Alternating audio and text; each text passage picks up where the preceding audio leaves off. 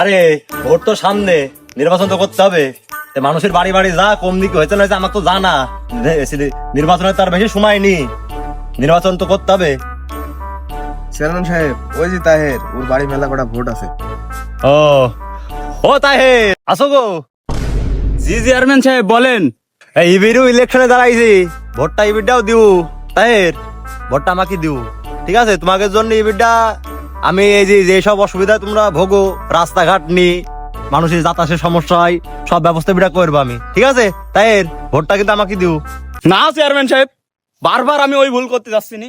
তুই প্রত্যেকবার একই কথা বলো, কিন্তু কোনো উন্নতি করো না। আমাদের গ্রামে যে রাস্তাঘাট কি অবস্থা দেখেছো একবার? তুমি আর ভোট হয়ে গেলে তোমার মানে দিনকাল সব শেষ, তুমি আর দেখতেই আসবে না কারুকে। না না, ভোট হবে না বেডা চেয়ারম্যান সাহেব। ও তাহের, ওরাম করিস নি বাপ, ওরাম করিস নি। ইবিরটার মতো ভোটটা দে, তারপর দেখ আমি কি করি তোকে জন্য। আমি তো তোদের পাশে অল টাইম ছিলাম, আসি, দেখ ইবিরটা ভোটটা দিয়ে আমি কি করি। তোমাকে পরপর দুবার চেয়ারম্যান বানালাম, তুমি কি করলে?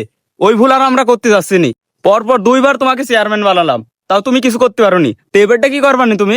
ওই দোতলাটা বাদ ছিল, ওই ডিবিটা সাইডি ফেলার একটা চিন্তা ভাবনা করে এলাম তাহের।